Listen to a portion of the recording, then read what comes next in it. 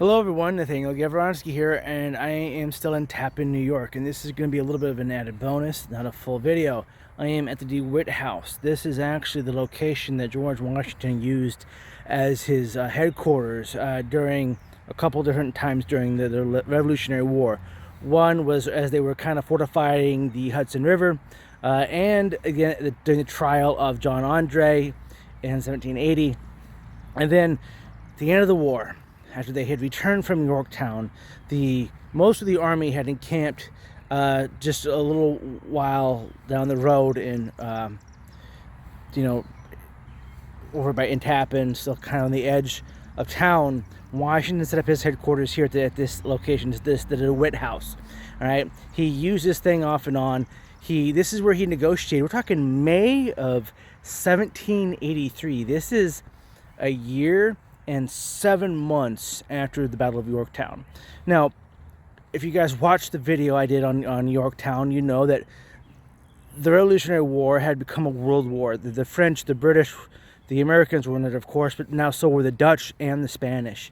And until the hostility between the Dutch and the Spanish and the French could all be worked out with the British, the Americans really couldn't, end the war on their own terms. And so they had the Continental Army was encamped, ready for the British to decide to, we're going to keep going. About a mile and a half away from this site. Look how big this area is around me. So this house here, in May of 1783, the British came here to negotiate the evacuation of New York City. Washington had been stationed here since he returned from Yorktown. It was in early May of 83 that they came up with terms. And they take a while. An evacuation day wouldn't take place until November 25th of that same year. But here's how they signaled to everyone. They set a barrel of tar on fire. That's how both sides from afar could see this barrel of smoke going up into the air. And that's how they knew that, we had to come up with terms and agreements on when we're skipping town.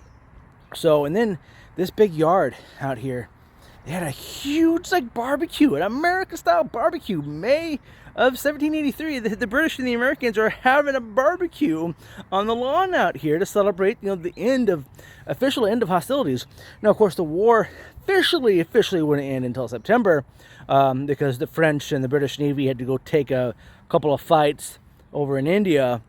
But on the home front, things were looking on the bright side for the Continental Army in Washington, who, after a long war, they could see the light at the end of the tunnel. But this DeWitt House here, this is where he would station as his headquarters. He would leave here, and he would march into New York City on November 25th, 1783.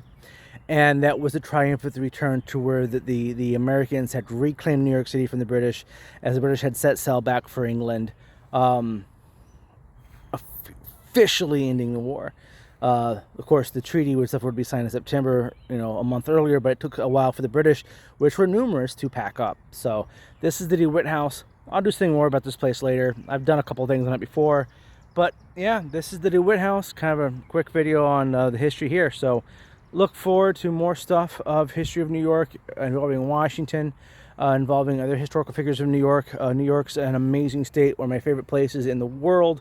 So you will see some stuff from here from time to time about the great state of New York and its history and value to the American experiment, and the way it has developed America as a whole, including our northern borders with Canada. All right, guys, talk to you soon.